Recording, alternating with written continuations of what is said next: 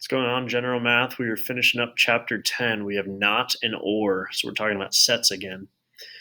The universal set represented by U is just all the items that we could possibly have.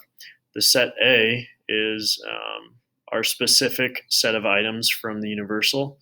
A naught is the number of items in the universal that are not included in A. So here in our equations, we see that the number of items in the universal equals the number of items in A plus the number of items in A naught. And then we can kind of manipulate it from there to find the number of items in A and the number of items in A naught if they give us the opposite of that. For OR, we have two sets, A and B. So we've talked about those Venn diagrams before. They kind of overlap, right? Kind of like that. We have A, B, and then where they overlap is the intersection. So the number of elements in A or B equals the number of elements in A plus the number of elements in B minus their intersection, because we can't count something twice. So U, this U right here is OR, right? Just like this sign. So what's in set A, B, or both of them? And then the intersection right here is what's in both, what's in that overlap. So we have an example here. We're rolling two dice, so there's 6 sides to a die. And how many ways can we get a 3 on at least one of the die? So we're going to find the total number of outcomes. That's our set U. Then we're going to find the number of ways our rolls could not have a 3 on them. That's A naught, because A is how many ways can we get a 3.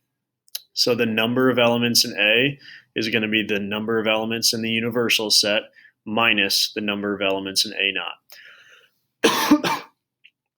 Let's see this in action.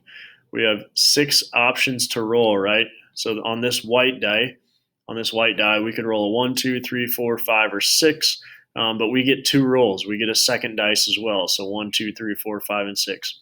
What's 6 times 6, or what is 6 squared, as we say up here? There's 36 different possibilities that we could roll on our dice.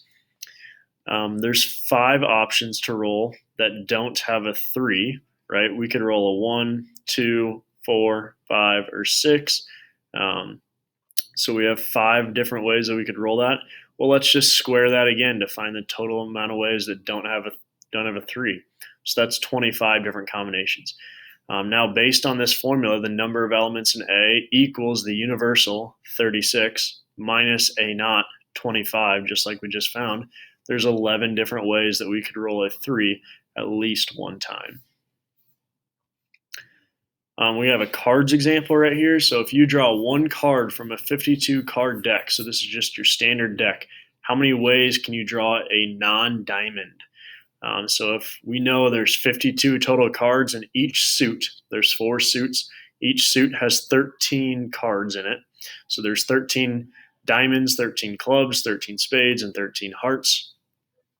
We have 52 total options that we could draw from. There's 13 diamonds, but we don't want to draw a diamond.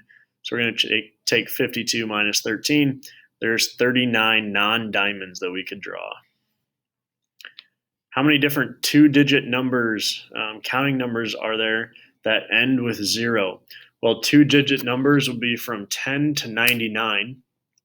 And we know that there's 9 numbers, 2-digit numbers, that end in 0, right? So there's 90 total. So 99 minus 9, there's 90 total 2-digit counting numbers. And then there is 9 2-digit counting numbers. So we just take 90 minus 9, and there's 81. Well, how many counting numbers end in 0? There's 9 of them. That one's kind of backwards. How many different ways could we choose 5 different days of the week, with one of them being the weekend? Well, there's 7 days of the week, and we're going to choose 5. So this is the total amount of combinations that we could choose of days of the week. So 7 choose 5, that's 21. But the only way that if we're going to choose 5 days of the week and none of them are the weekend, so this would be our A naught, that's just 5 choose 5. There's only one way. Let's take 21 minus 1. There's 20 different ways to choose 5 days of the week, with at least one of those days being a weekend day. And lastly, we've talked about subsets before, subsets and proper subsets. We find subsets by taking 2 to the n power, and n is just how many elements are in our set. So we have 6 elements here, so 2 to the 6th is 64, but proper subsets, that should be a minus. Proper subsets is that same number, so 64 minus 1, and we have 63 proper subsets.